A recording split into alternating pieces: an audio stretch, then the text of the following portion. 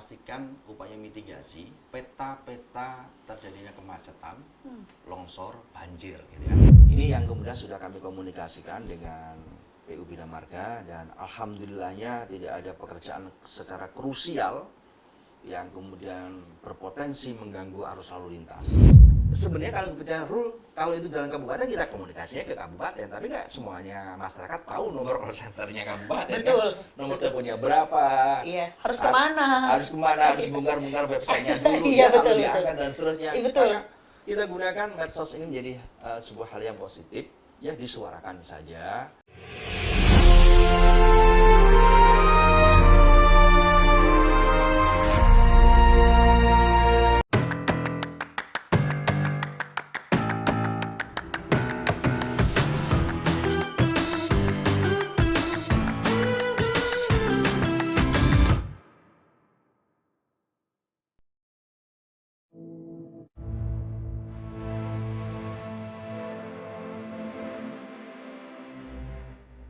Tradisi mudik merupakan rutinitas tahunan yang dilakukan oleh mayoritas masyarakat Indonesia menjelang Hari Raya Idul Fitri.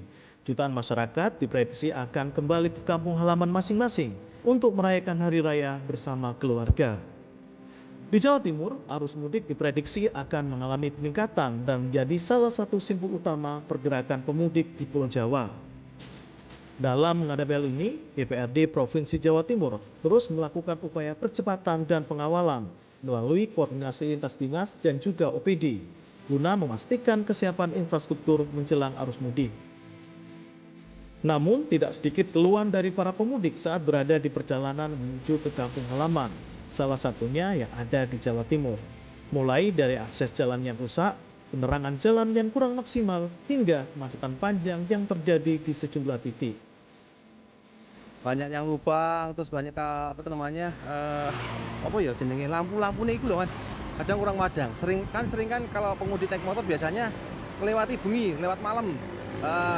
Lebih bisa jalur cepat maksudnya gitu. Tapi ternyata ini lubang bolongan jalan itu banyak banget ya Mas. Jadi ya keluhan-keluhan pemudik biasanya pemotor itu lubang gitu. Meskipun motor biasanya bisa kayak nyalip di ganggang tikus ya. Ternyata jenenge jalan itu yang utama. Apalagi kalau malam tuh lampu-lampu itu kurang padang gitu Mas.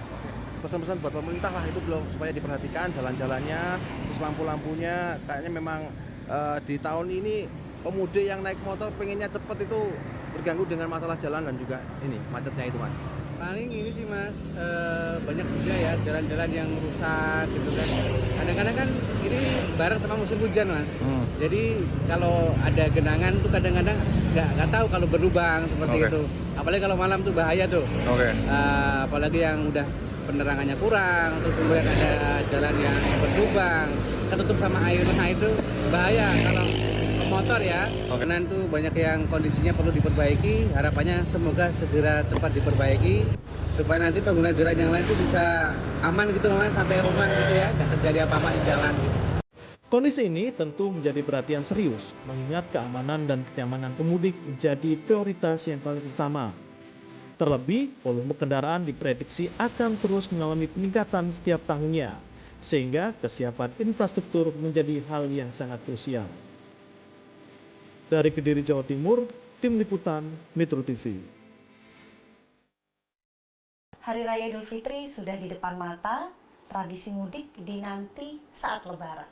Halo pemirsa, podcast Suara Jatim kembali menyapa. Kali ini kita mengulas infrastruktur aman untuk mudik yang nyaman. Pemirsa, kalau kita berbicara terkait Hari Raya Idul Fitri ini selalu identik dengan mudik, dan diperkirakan di tahun ini Jawa Timur ini ada peningkatan jumlah pemudik masyarakat yang akan pulang ke kampung halaman. Ini yang menyebabkan akhirnya Jawa Timur ini menjadi salah satu simpul pergerakan pemudik di Pulau Jawa. Nah, ketika kita berbicara arus mudik, maka yang berkaitan erat adalah bagaimana kondisi infrastruktur jalan. Ini tidak hanya menunjang bagaimana kelancaran arus lalu lintas, tapi juga memastikan bagaimana mudik yang aman dan nyaman bagi masyarakat Jawa Timur. Nah, kita akan mengulas seperti apa kesiapan infrastruktur jalan di Jawa Timur, bagaimana peran pengawasan yang dilakukan oleh DPRD Provinsi Jawa Timur, Di ngode kali ini pemirsa atau ngobrol bareng Dewan sudah bersama saya ada dari Komisi D DPRD Provinsi Jawa Timur fraksi Nasdem. Beliau ini khususnya untuk di Dapil 8 Kabupaten Kota Kediri. Ada Bapak Husnul Arif. Selamat sore Mbak Belinda. Sore, Bapak. Sehat? Assalamualaikum. Waalaikumsalam. Ini nuansanya puasa ya, Iya, Bapak. betul. Semoga lancar ibadahnya. Amin. Amin. Mbak Belinda juga puasa. Ini puasa yang keberapa ini sudah? Ini sudah detik-detik ya. Detik-detik 10 malam terakhir ya Pak kita Iya. nyebutnya. Pak, sebelum masuk kita ke Iya. pembahasan yang cukup dinanti sama masyarakat, Iya Mbak Belinda. Pak Arif biasanya gimana kalau tradisi setiap tahun Lebaran ada jadwal mudik? Ya alhamdulillah mudik masih terus Mbak Belinda. Apalagi tahun ini kayaknya teman-teman dari SMP ada mau kegiatan reuni ini. Saya Sudah tidak mudik. Mudiknya kemana nih Pak Arif? Mudiknya ke Lamongan. Hmm, Lamongan, 20 tahun yang lalu lah saya berada di Kediri ini, dan kalau mudik Lamongan. ada tradisi khusus nggak Pak sama keluarga yang dilakukan kalau Lebaran?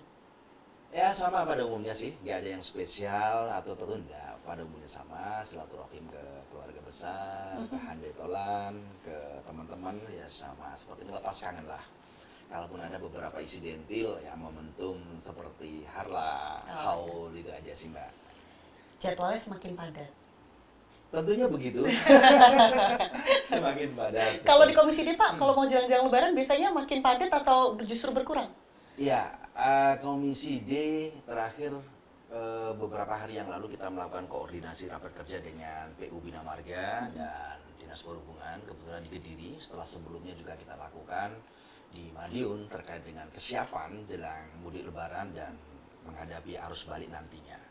Dan kalau tidak ada perubahan Mbak, besok kita juga dari Komisi D akan meninjau kesiapan beberapa pos termasuk yang ada di Pasar Turi, di Tanjung Perak, yang ada di Terminal Bungurasih, bagaimana kesiapan angkutan jalan menuju Lebaran kali ini. Ada alasan khusus Pak, titik-titik itu yang dipilih? Tentunya ini titik sentral Mbak ya, kalau di Pasar Turi, stasiun Pasar Turi pasti kereta api yang begitu padat jalurnya. Kemudian di Tanjung Perak terkait dengan kepelabuhanan, di Bungurasih terkait dengan armada bus atau armada angkutan darat. Nah, jadi angkutan darat ini tentunya semakin mendekati Lebaran pastinya akan semakin tinggi intensitasnya. Jadi kita ingin melihat secara langsung kesiapan dari Dinas Perhubungan, kesiapan dari Pemprov Jawa Timur dalam menghadapi mudik 2026 tahun ini, Mbak. Oke.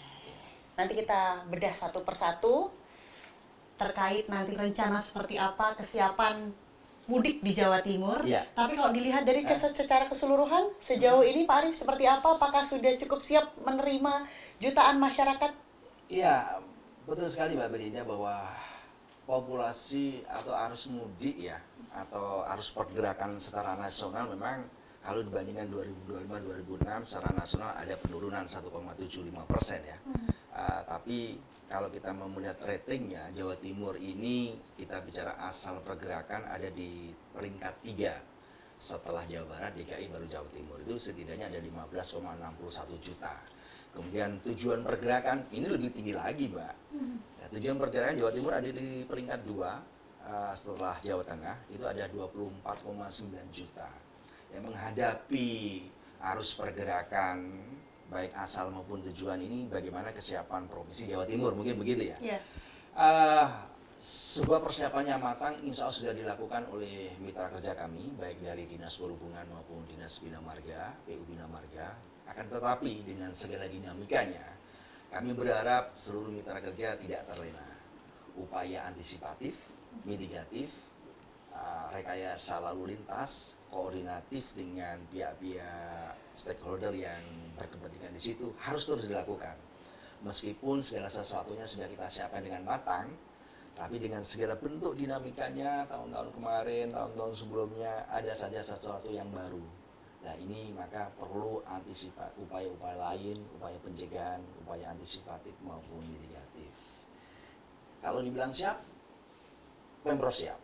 Pemprov siap. DPRD Provinsi Jawa Timur dalam hal ini Komisi D siap juga untuk membersamai mitra kami untuk memastikan memberikan pelayanan yang bagus buat masyarakat yang ada di Jawa Timur khususnya. Ini artinya berarti Komisi D sudah memaksimalkan fungsinya untuk mengawal teman-teman dari eksekutif melaksanakan tugasnya dengan baik. Insya Allah begitu, Mbak. Rapat kerja sudah kita lakukan maraton, khususnya di Ramadan ini. Wow, ini akhirnya jadwalnya jadi lebih banget.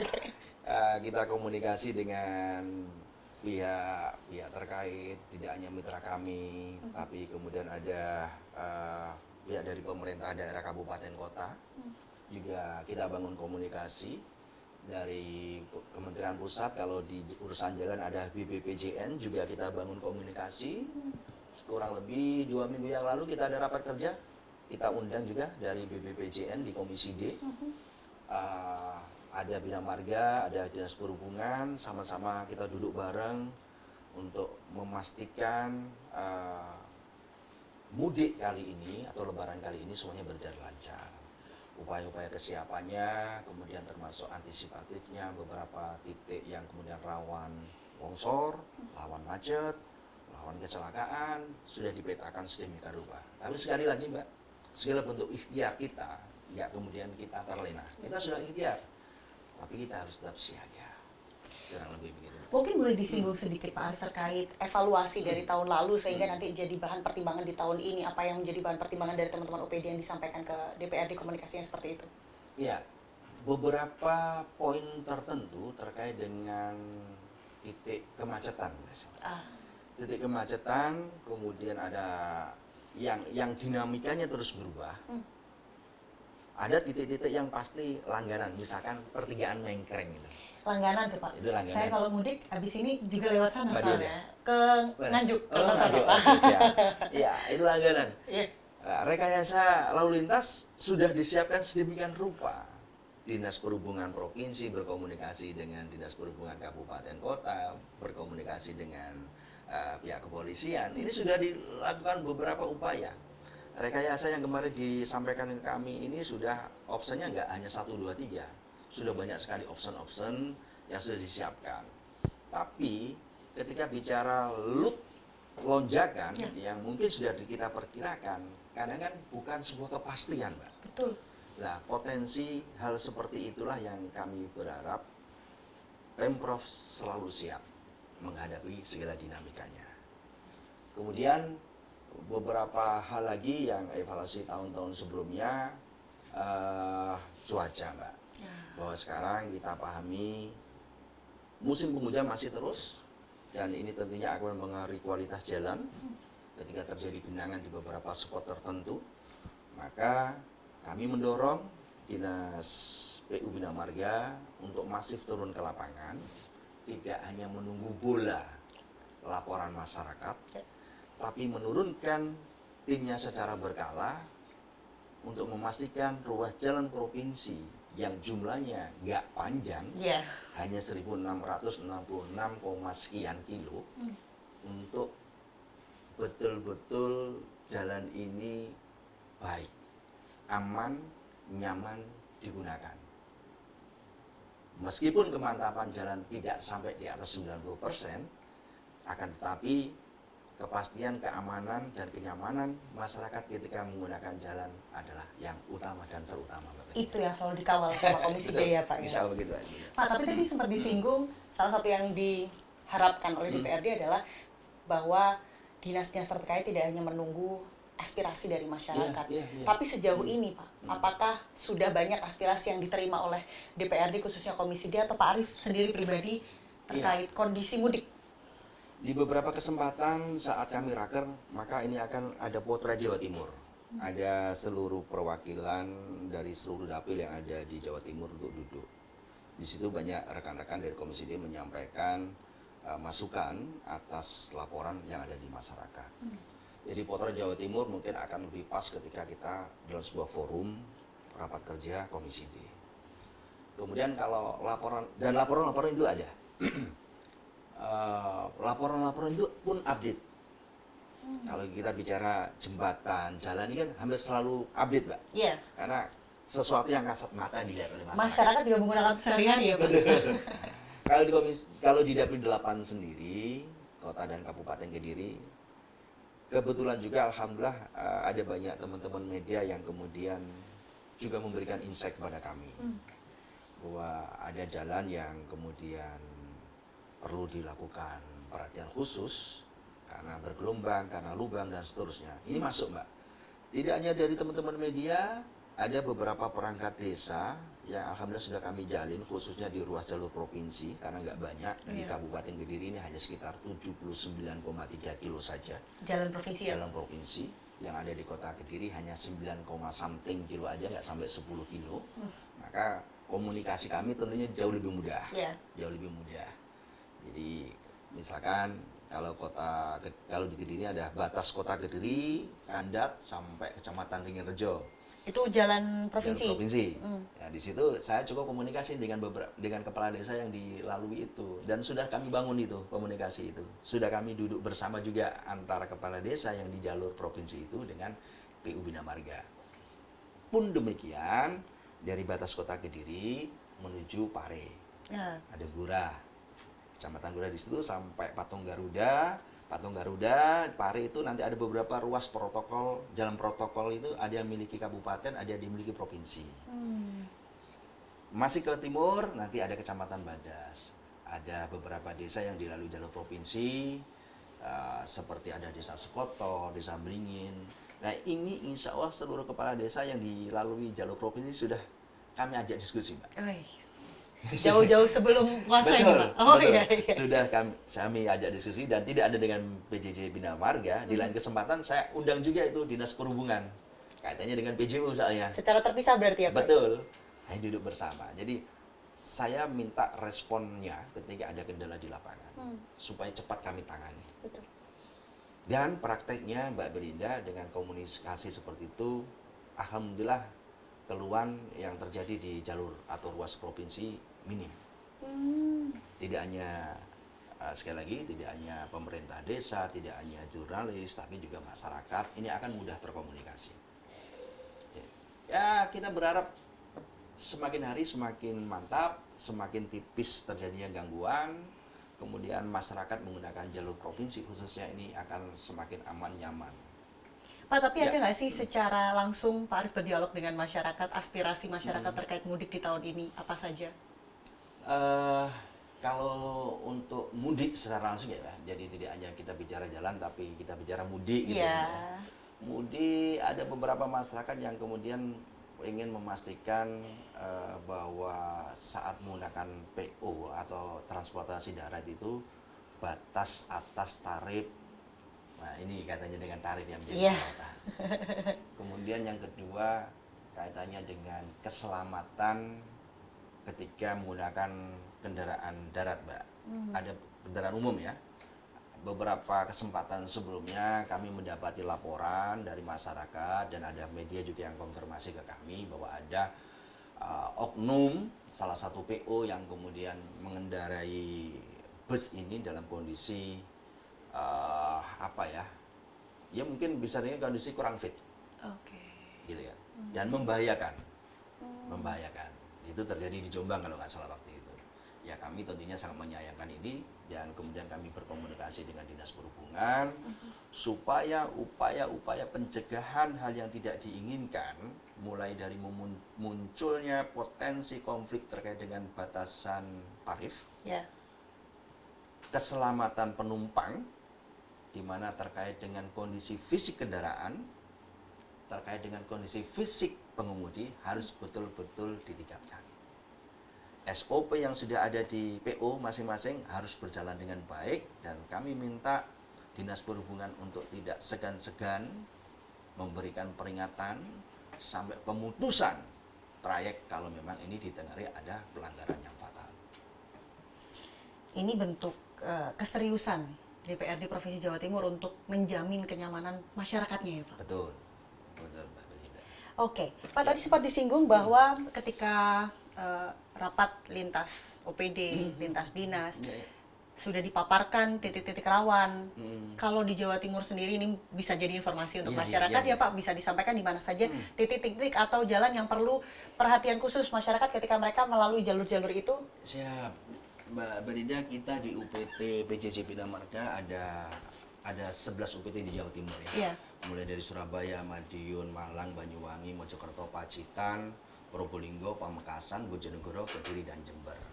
Itu ada UPT PJJ. Di luar itu ada kantor pembantu juga di beberapa kabupaten. Intinya adalah ini bentuk kesiapan dari Pemprov yang kami dorong untuk hadir di tengah-tengah masyarakat. Outcome-nya tentunya tadi yang disampaikan Mbak Belinda. Di antaranya adalah memastikan upaya mitigasi peta-peta terjadinya kemacetan, longsor, banjir, gitu kan. Ada beberapa catatan yang ngapunten, saya harus baca ruas-ruas yang perlu diperhatikan, gitu kan. Contoh di tikungan gotean pada ruas batas Kota Batu sampai Pacet, Mbak. Iya. Itu di Canggar 2 ini terjadi rawan kecelakaan, terutama ada kilometer SB 61+675 tikungan gotean Sendi dengan sebab utama diantaranya tikungannya tajam. Terdapat turunan jalan sepanjang, ada grade kemiringan rata-rata 14,2%. Kemudian ada ruang bebas yang sangat kecil sekali, atau hampir dikatakan daerah bebas pandang ini kurang. Kemudian rata-rata problemnya adalah pengendara tidak menguasai kondisi, khususnya yang tidak terbiasa melalui jalur itu. Nah ini sudah menjadi pemetaan. Kemudian ada tikungan pada ruas batas Kabupaten Ponorogo sampai batas Kota Pacitan, khususnya yang ada di sepanjang 44,9 kilo dengan geografis yang sangat dominasinya pegunungan dan seterusnya. Ada upaya-upaya yang sudah dilakukan untuk minimalisir resiko, sudah ada dengan penanaman rambu-rambu, kemudian ada jalur penyelamatan, ada beberapa lokasi rest area yang ditentukan di titik itu. Ini diantara upaya-upaya yang dilakukan mitra kerja kami dalam mengantisipasi dan memetakan potensi-potensi hal yang tidak diinginkan. Ada juga Mbak, termasuk yang perlu diperhatikan penutupan jembatan Sentong, ini yang lagi berproses ya. Ada jalur alternatif kendaraan 2, 4, dan 6 maksimum 8 ton lewat mana, kemudian jalur alternatif yang lain untuk kendaraan 6 atau lebih maksimum 20 ton itu ada lewat mana, sudah dilakukan rekayasa. Skemanya sudah detail disiapkan ya, oleh rekan DPRD. Iya betul. Harus tetap sigap dan antisipatif ketika sudah dilakukan rekayasa untuk lewat sebelah gitu kan, tapi ternyata ada case lain. Jadi harus ada option B, plan B, dan seterusnya harus dilakukan oleh pemerintah provinsi. Bisa jadi catatan ya pemirsa ketika nanti melakukan perjalanan, jadi tidak hanya menyiapkan rute tapi juga kondisi fisik dan juga kondisi kendaraan. Karena kita tidak tahu kendala di jalan, semoga tetap lancar. Pak, tapi kalau kita berbicara kondisi jalan, ini tampaknya sosmed kita lagi rame banget. Setiap tahun case-nya berulang. Jalan rusak, perbaikan jelang mudik. Menurut Pak Arif sebenarnya akar masalahnya ada di mana sih Pak? Ini kalau dibilang masalahnya ya sebenarnya itu aja ya. Saya nggak bilang bahwa masalah ini kompleks. Kalau kompleks ini adalah sumbernya gitu kan. Tapi yang kita hadapi adalah problem bahwa ada jalan berlubang, ada jalan yang bergelombang, yang hampir pasti setiap tahunnya kita lihat secara kasat mata. Itu yang kemudian muncul di media sosial yang disampaikan oleh saudara-saudara kami seluruh Jawa Timur pada umumnya. Bahwa secara proses penganggaran sampai penentuan titik sampai pengerjaan ini ada hal yang harus dilalui Mbak Melina. Harus ada yang dilalui dan ada syarat administratif maupun syarat teknis yang harus dipenuhi oleh pemenang lelang. Pun demikian dari SKPD yang terus kami dorong untuk memastikan poin-poin atau standar yang harus dipenuhi supaya jalan ini betul-betul berkualitas secara teknis. Pada titik tertentu, ketika kualitas ini dirasa kurang, maka yang perlu diperhatikan yang pertama dan utama adalah konsultan perencananya waktu itu bagaimana? RAP-nya seperti apa? Betul nggak RAP ini sesuai spek? Betul nggak direncanakan sudah utuh sedemikian rupa sesuai kebutuhan, sesuai kontur, sesuai kondisi, sesuai penganggaran? Nah, kalau semua berjalan dengan baik, mulai dari perencanaan awal, proses sampai eksekusinya, ini betul-betul dilakukan dengan baik. Fa insya Allah, kondisi proyek apapun itu, termasuk jalan dan jembatan, tentunya akan bertahan lama, tentunya akan berjalan baik, tentunya akan berkualitas. Kami dalam rangka menjalankan fungsi kami sebagai pengawasan, tidak sekali dua kali Mbak Belinda, Komisi D insya Allah turun ke lapangan memastikan bahwa spek ini betul nggak sesuai. Kontraktornya kita panggil bersama-sama dengan SKPD terkait untuk diskusi sebelum ini finish. Iya. Kalau ini finish kemudian ada problem kan malah harus dua kali kerja. Jadi memastikan konsultan perencana, kontraktor untuk ayo betulkah ini sudah berjalan baik. Ini sering kita lakukan Mbak Belinda. Sering kita lakukan. Akan tapi bila mana ada beberapa poin yang kemudian masih muncul. Ada faktor-faktor yang lain juga Mbak Belinda. Bahwa kondisi jalan berlubang ini tidak hanya kita bicara kualitas jalan, tapi kita juga bicara siapa pengguna jalan. Kitakah ada over odol ya, over dimensi, overload, ini juga akan berpotensi membuat jalan tidak bertahan lama. Saluran drainase yang tidak bagus sehingga muncul genangan juga akan memunculkan potensi kerusakan jalan. Nah, hal seperti ini juga menjadi rangkaian terkait dengan kualitas jalan ini akan berpengaruh seberapa lama. Yes. Gitu kan. Yeah. Maka besar harapan kami seluruh pihak, jadi tidak hanya Bina Marga, Dinas Perhubungan, tidak hanya Pemprov, tapi juga kabupaten kota, pengguna jalan, sama-sama kita jaga. Kenapa? Infrastruktur sangat mahal soalnya, Pak. Sangat-sangat mahal. Kita Berbicara soal mahal, salah satu fungsi DPRD ini kan Iya. penganggaran ya Iya, Pak. betul. Mungkin boleh kita ulas sedikit seberapa besar sebenarnya anggaran yang dialokasikan untuk jalan atau Iya, infrastruktur? Ya, ini kalau bicara anggaran, ada banyak masyarakat kita juga kadang-kadang, aduh kok begini ya ini ya. Tapi kami meyakini dengan pemerintahan Pak Prabowo ini ada upaya-upaya yang kemudian bisa disinergikan antara kebijakan Kementerian Pusat dengan provinsi, kabupaten maupun kota. Secara umum kita pahami bersama bicara infrastruktur, tidak hanya provinsi, tidak hanya kabupaten, desa pun juga susah membangun ini, Pak. Iya. PU Bina Marga, seingat saya di tahun 2025 yang lalu setelah perubahan itu anggarannya menjadi 1.370 miliar. Kalau itu bicara gede, ya relatif. Karena kita hanya mengampus 1.666, ya sampai 1.667 ya, 1.666 kilo. Kemudian 15.000 panjang jembatan, 15.000 something. Anggaran dibutuhkan segitu. Kemudian ada dinas perhubungan yang saat itu 2025 yang lalu sekitar 970 miliar. Ruas jalannya sama. Nah, di antaranya yang berbeda mungkin kita bicara tambahnya dengan Bina Marga itu ada pelabuhan yang kemudian tidak ranahnya Bina Marga. Oh.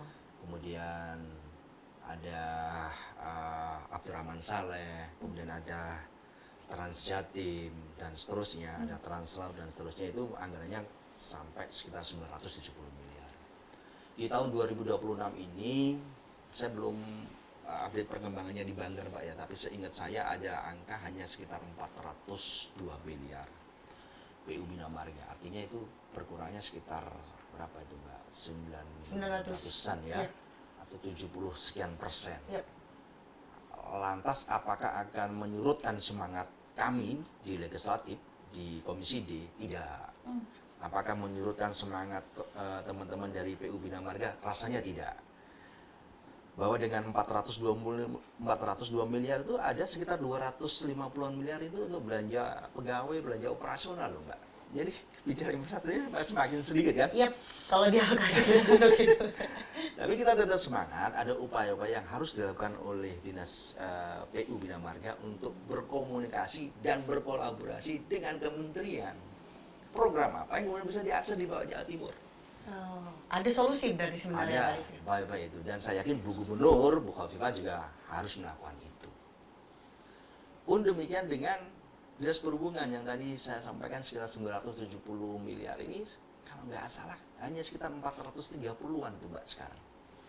Kita belum ngomong adanya perubahan nanti, Iya, gitu iya. kan. Tapi angka ini kan menjadi angka yang jomplang ya. Kalau Betul. kita bicara apple to apple, tahun ke tahun JOY ini rasanya berat, gitu Iya. kan. Tapi kami mendorong di Komisi D memastikan seluruh mitra Komisi D, khususnya Bina Marga maupun Dinas Perhubungan untuk tetap semangat membangun spirit di seluruh jajarannya, bagaimana terus memberikan pelayanan yang terbaik buat masyarakat Jawa Timur. Oke, Ya, Pak Arif, kalau selanjutnya tadi anggaran jadi PR ketika harus terus bersinergi. Ketika kita berbicara fungsi lain dari DPRD adalah pengawasan ya. untuk memastikan semua proyek tahun ini. Khususnya mungkin kita berbicara soal rencana mudik ini ya Pak ya. Kira-kira seperti apa Komisi D melakukan pengawasan kepada eksekutif untuk memastikan semua berjalan dengan baik sesuai rencana? Ya, selain tadi yang sudah kami sebutkan, kami melakukan rapat kerja secara maraton di Ramadan ini, Mbak. Kami juga menghimbau dan mendorong bahwa seluruh pekerjaan yang sifatnya fisik untuk Bina Marga, apakah itu pengerasan, apa itu pengerjaan rutin penambalan, ini harus selesai paling lambat H-7 harus selesai semua ini.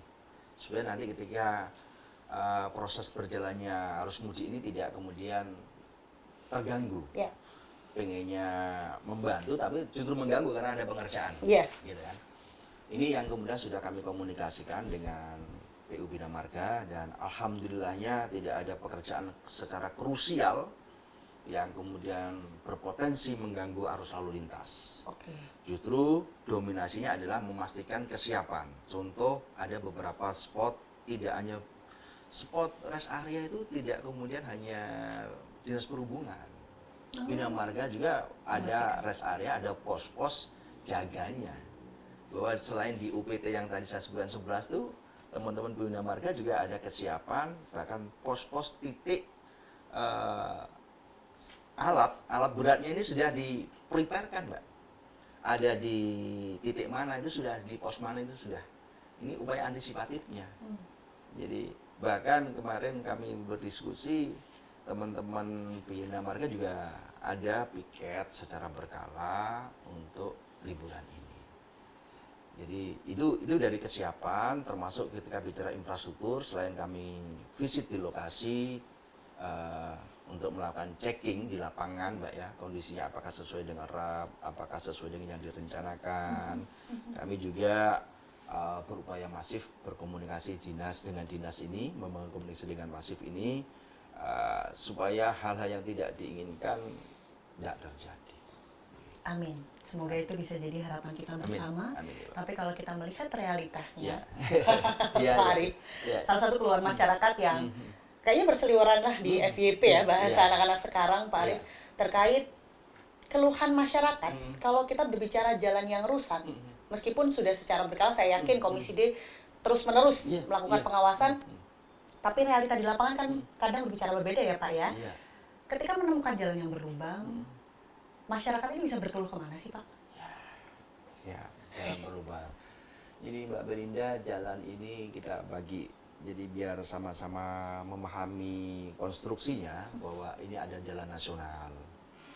Jalan nasional yang diampu oleh pemerintah pusat. Tadi saya sampaikan di Jawa Timur itu kurang lebih ada berapa ya, 2000, sebentar Mbak Iya. Belinda, ada 2261 km.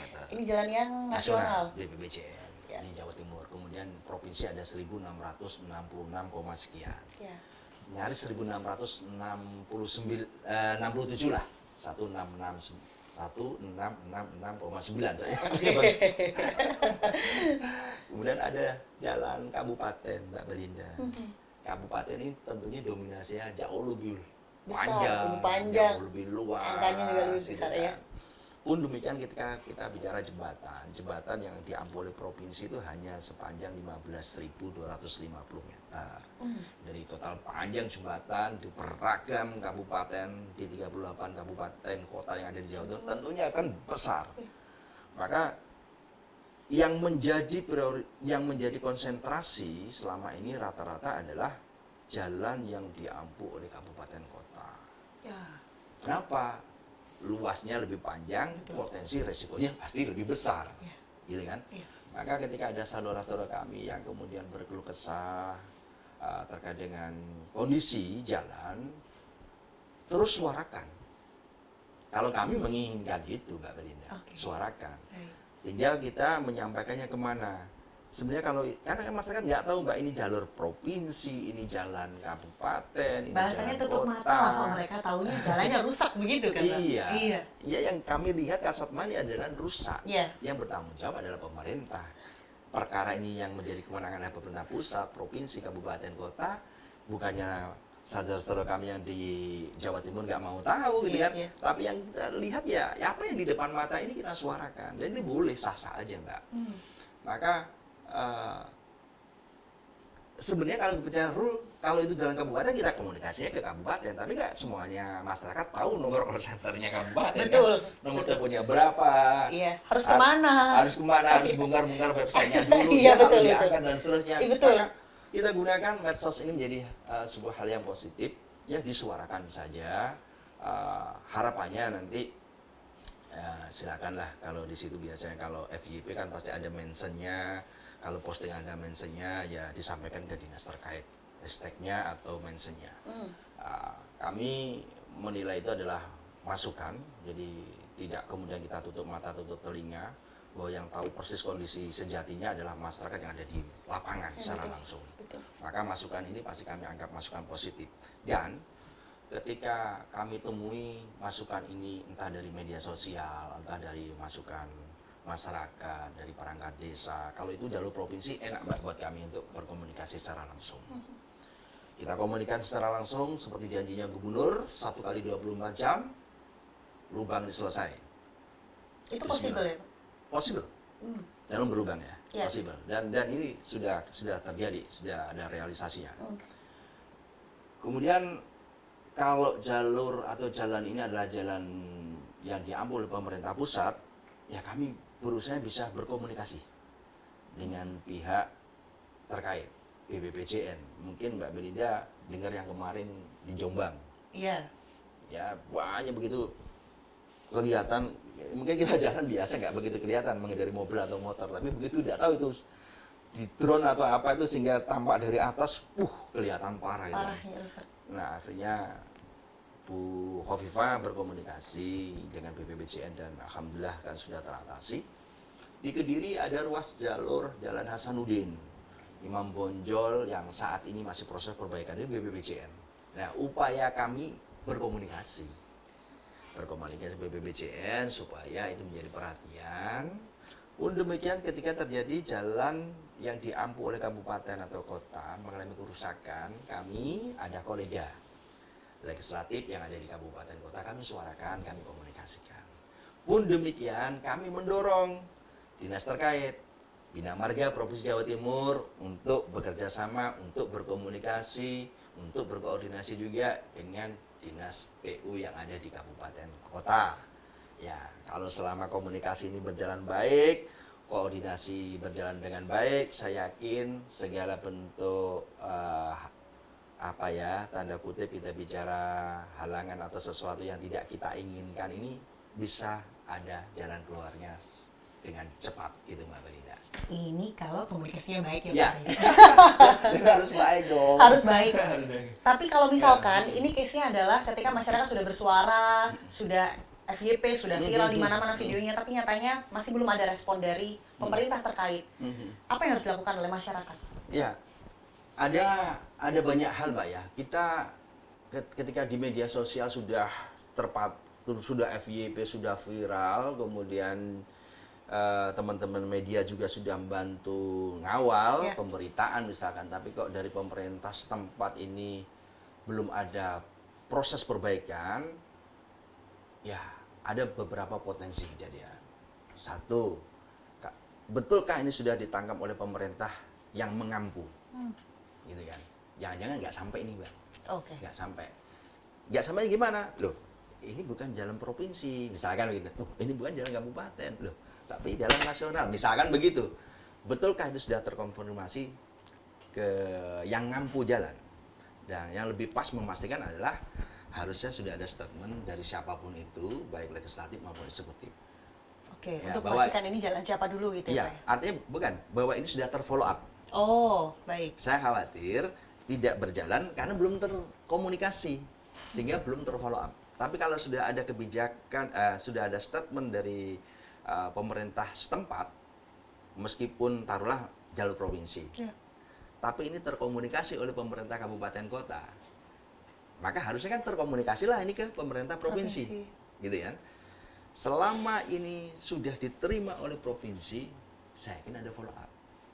Tapi ketika ini kok kemudian tidak terfollow up, jangan-jangan yang ngampu jalan nggak tahu, gitu Mbak. Maka yang perlu dikomunikasikan adalah, ketika ini sudah viral, ayo dimention lah dinas terkait, dewan terkait. Tanggung jawab pemerintah bicara jalan ini sesuai dengan Undang-Undang Nomor 22 Tahun 2009 terkait dengan lalu lintas yang memastikan keamanan dan kenyamanan jalan ini pemerintah. Ada pidana di situ kalau kemudian tidak Yang dilakukan. mengancam. Iya dong, Mbak. Ada unsur pidananya. kalau Tingkatannya kemudian- apa saja, Pak Arif? ada beberapa tingkatan mulai dari kerusakan, kemudian kecelakaan ringan luka ringan. sampai meninggal dunia. Ada poin-poinnya itu Mbak Belinda. Bisa dipidanakan ketika memang tidak merespon. Betul. Sebentar Pak ya, saya mumpung ingat. Mumpung ingat boleh. Ini bisa Boleh ingat, jadi Pak, ya? edukasi, boleh Pak.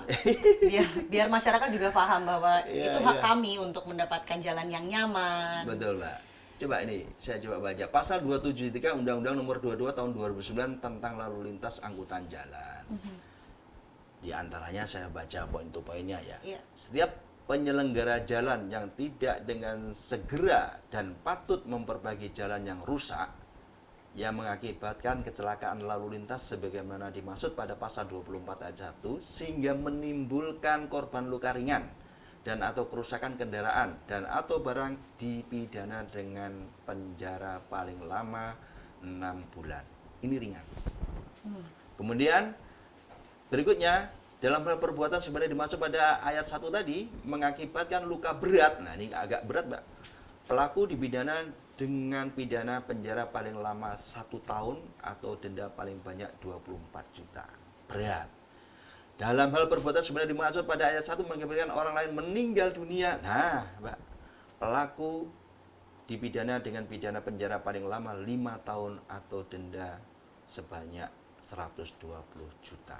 Nah, jelas ini aturannya. Itu Mbak. Jadi kita sudah ada regulasi yang sudah menentukan ini. Tinggal kalau ini ada keteledoran dari pemerintah setempat terkait dengan lalu kondisi jalannya nggak bagus dan menyebabkan kecelakaan tadi, itu tanggung jawabnya penyelenggara jalan. Siapa penyelenggara jalannya?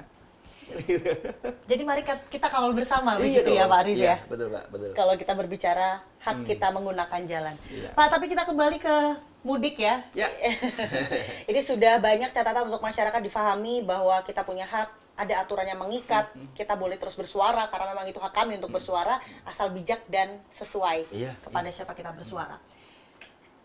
Pak Arif, ketika nanti kita berbicara kesiapan Provinsi Jawa Timur, Iya. pengawasan sudah dilakukan, anggaran sudah dimaksimalkan.